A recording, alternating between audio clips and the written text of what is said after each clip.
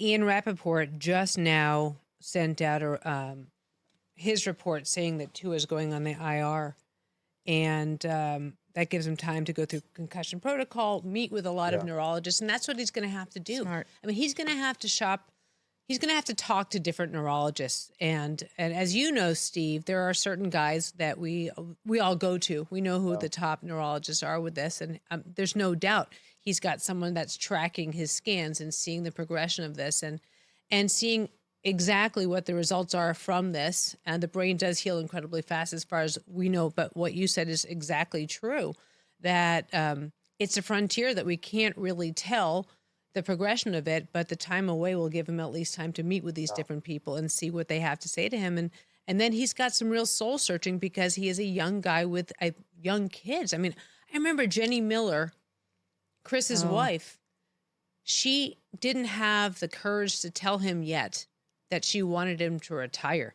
And she took the interview with us to say to the camera, I want him to stop. And it'll be interesting to see what happens with Tua and his family coming out of this. And you know, he'll search for the answers that are not going to be there. What is the risk?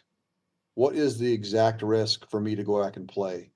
And you're not going to get, you're going to have a gut instinct for it and maturity that hopefully people around you. And maybe, because you say, look, I'm going to take the year off, come back next year. I don't know that it changes the dynamic of what the risks are. And certainly time is, like you said, Suzy, it heals. But to what extent? Like, what's the next hit going to do?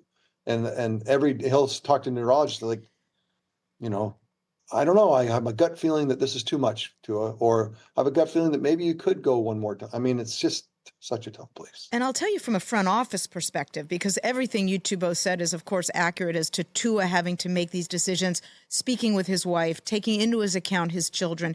This is his decision to make. But I can assure you from the perspective of the front office, there are people in front offices who don't want players to further jeopardize themselves. And this has nothing to do with money. It has nothing to do with guarantees. It has nothing to do with team performance. It has to do with compassion.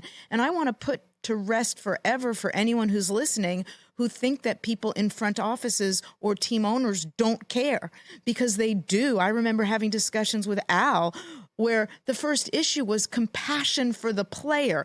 Do we want to further jeopardize the player? Do we want to put the player at risk? So those discussions are going on in the Dolphins organization as well, I'm sure. And I think that's what, you know, the feels like we should figure out a way to codify that. In other words, we do know that people are concerned primarily about the player's health. That being the case, let's allow for these career-ending injuries and decisions that need to be made, especially around head injuries, to not impact the team. In other words, Yep. Like, let's figure out a way so that Tua, whatever he decides, the team, because what cynics would say is, well, if you have a financial incentive to have him play, you're going to do the wrong thing. And that's what you're saying, Amy, is that's not true. Well, then let's put it in the system so that the team, no one can say that, because there's not a financial interest. It's an exemption.